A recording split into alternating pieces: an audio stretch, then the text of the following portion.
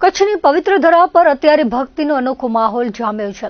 નખત્રાણા તાલુકાના વડવા ભોપા ખાતે આયોજિત ભવ્ય શિવકથાના 5મા દિવસે હજારોની સંખ્યામાં ઉમટેલા મેદની વચ્ચે કથાકાર પૂજ્ય ગિરી બાપુએ શિવ મહિમાનું રસપાન કરાવ્યું હતું। કથાના પ્રારંભમાં બાપુએ સુંદર વાત કરી હતી કે જેમ શરીરને બાહ્ય રીતે શુદ્ધ કરવા માટે આપણે જળથી સ્નાન કરીએ છીએ, તેમ આંતરિક મન અને આત્માના મેલને ધોવા માટે શિવકથાના જ્ઞાન ગંગામાં ડૂબકી લગાવવી અનિવાર્ય છે। સત્સંગ એ માત્ર ધાર્મિક પ્રક્રિયા નથી, પરંતુ તે જીવન જીવવાની એક ઉત્તમ કળા છે, જે માણસને અહંકાર અને ક્રોધ જેવા વિકારોથી મુક્ત કરીને પરમ શાંતિ તરફ દોરી જાય છે।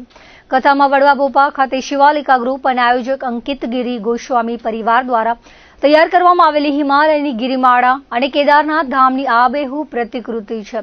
શ્રદ્ધાળુઓ હિમાલયની ઊંચાઈઓ પર જઈને દર્શન કરવા અસમર્થ છે, તેઓ માટે આ પ્રતિકૃતિ જાણે સાક્ષાત શિવધામના દર્શન કરાવતી હોય તેવો ભાસ કરાવી રહી છે। ભવ્ય પ્રતિકૃતિને નિહાળવા માટે માત્ર કથા સાંભળનારા શ્રોતાઓ જ નહીં, પરંતુ દૂર દૂરથી લોકો અહીં ઉમટી રહ્યા છે। ભવ્ય શિવલિંગો અને પહાડી વાતાવરણની જે રચના કરવામાં આવી છે, તે સમગ્ર વિસ્તારને કૈલાશ ધામ જેવો લુક આપી રહી છે। લોકો આ પ્રતિકૃતિ સમક્ષ નતમસ્તક થઈને ધન્યતા અનુભવી રહ્યા છે। બાપુએ કથાના પ્રવાહને આગળ ધપાવતા શિવ તત્વની ગહન સમજ આપી હતી। તેમણે જણાવ્યું હતું કે ભગવાન શિવ એ ત્યાગ અને સમર્પણની મૂર્તિ છે।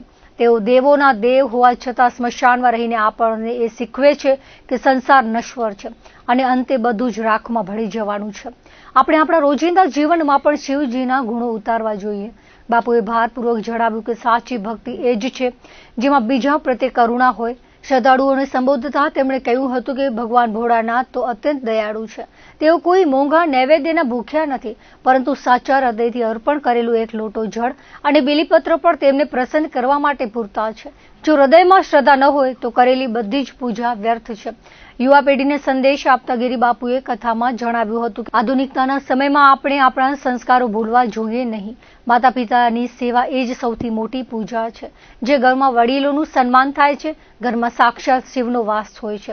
કચ્છના ભાવિકોની અતૂટ શ્રદ્ધા જોઈને બાપુ પણ ભાવવિભોર બન્યા હતા। તેમણે કચ્છની આ સુરવીર અને સંતોની ભૂમિને વંદન કર્યા હતા। સાંજ સુધી ચાલેલી કથામાં ભજન, ભોજન અને ભક્તિનું ત્રિવેણી સંગમ રચાયો હતો। કથા શ્રવણ માટે મોટી સંખ્યામાં ભાવિક ભક્તો ઉમટી પડ્યા હતા। કાશી કાલછલા, ગોગાધામ અને શિવાલિકા ગ્રુપ દ્વારા આયોજિત જ્ઞાનયજ્ઞમાં 9મી મેના સતી પ્રાગટ્ય અને 10મી મેના ભવ્ય શિવ વિવાહનો પ્રસંગ ધામધૂમથી ઉજવાશે। કથાના મુખ્ય યજમાન તરીકે અંકિત ગિરી ગોસ્વામી પરિવાર સેવા આપી રહ્યો છે।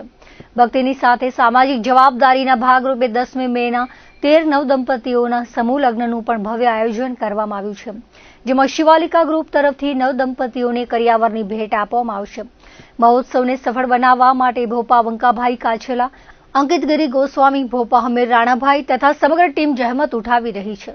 કચ્છી સાહિત્યકાર વિશ્રામભાઈ ગઢવી દ્વારા સંચાલિત કાર્યક્રમમાં દરરોજ બપોરે ભાવિકો માટે મહાપ્રસાદની પણ સુંદર વ્યવસ્થા કરવામાં આવી છે।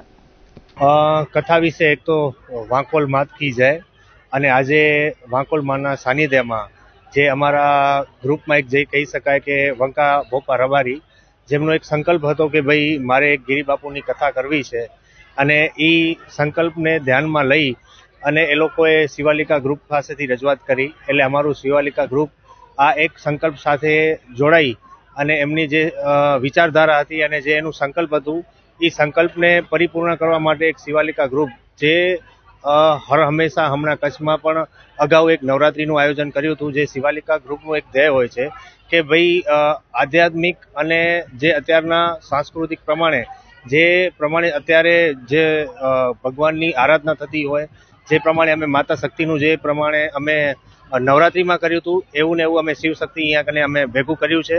અને એક વડવા ભોપા જે સ્થાન છે, અહીં અમે એક મોટા પાયે ગિરી બાપુની કથા કરી છે, જેમાં તમે જોઈ શકો છો કે પાછળની સાઈડ હિમાલય છે, કેદારનાથનું મંદિર છે, તેમજ જે પ્રમાણે કહેવાય ને કે શિવ શક્તિના ચારેકોર પરિપાથરા કરેલા છે।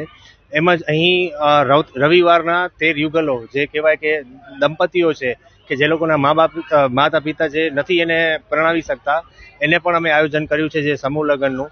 એટલે હર હંમેશા શિવાલિકા ગ્રુપ આવી પ્રવૃત્તિઓમાં, ધાર્મિક પ્રવૃત્તિઓમાં જે કચ્છને તમામ જનતાને સંદેશો પહોંચાડવા માટેનું આ એક આયોજન કર્યું છે।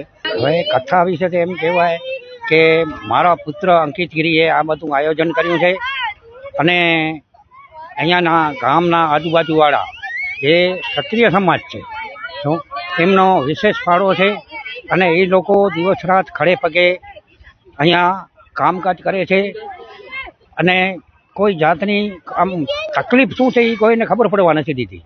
એટલે હું એમનો ઋણી રહીશ કે એમણે આ ભગીરથ કાર્યમાં જે સાથ સહકાર આપ્યો છે અને જે મહેનત કરી રહ્યા છે છોકરાઓ રાત્રિઓ, તો એ ધન્યવાદને પાત્ર છે. તમામ સમાજના લોકો અત્રે ઉપસ્થિત છે, કથાનું શ્રવણ કરે છે. પૂજ્ય ગીરુ બાપુ આપણે વેદોક્ત શાસ્ત્ર સાથે દાખલાઓ સાથે કે આપણે શિવની પૂજા કરવાથી શું ફળ મળે, શિવ પૂજાથી માણસનું કઈ રીતનું જીવંત રમ્ય બને, એવી રીતની બધી સરળ ભાષામાં આપણને સમજાવે છે.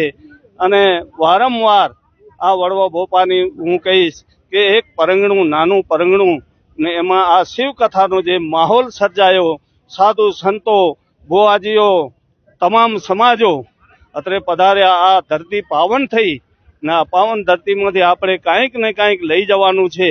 નિર્વ્યસન બનીએ, શિક્ષણમાં સહયોગ આપીએ. શિવાલિકા ગ્રુપના કો-ઓનર છું અને અત્યારે તમે જોઈ રહ્યા છો કે અહીંયા વડવા પોપા સ્થાને આપણે મોટા પાયે ગિરિબાપુની કથાનું આયોજન કરેલું છે. બહારની બાજુ તમે મુખ્ય દરવાજે જોઈ શકો છો કે 12 જ્યોતિર્લિંગના દર્શન કરી શકો છો. કેદારનાથનું મંદિર છે અને અહીંયા આજે 5મો દિવસ છે અને હજારો સંખ્યામાં ભાવિ ભક્તો આવે છે, કથાનો લાભ લે છે અને મહાપ્રસાદનો પણ લાભ લે છે. રસોડામાં પણ ખૂબ સ્વયંસેવકો દિલથી બધાને પ્રસાદ પણ આપી રહ્યા છે. અમે અહીંયા સરસ શિવ પુરાણનો આયોજન કરેલો છે, જેમાં 13 યુગલ પ્રભુત્વના પગલાં માંડવાના છે. 13 યુગલના લગ્નનું આયોજન કરેલું છે રવિવારના. એમાં અમારે મહિલા મંડળે સારો સેવા સહભાગી થયા છે.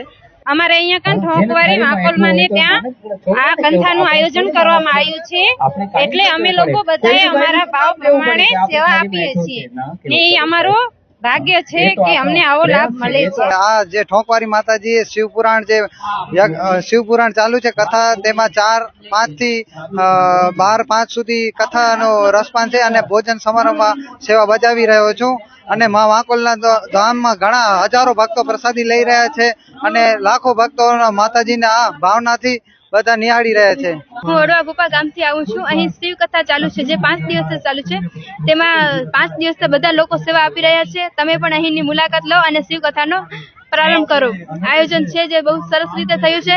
તમે અહીંની મુલાકાત લો અને અહીં જોડાવો. અહીં હજારો લોકોની સંખ્યામાં અહીં પધારી રહ્યા છે, શિવ ભક્તો આવી રહ્યા છે.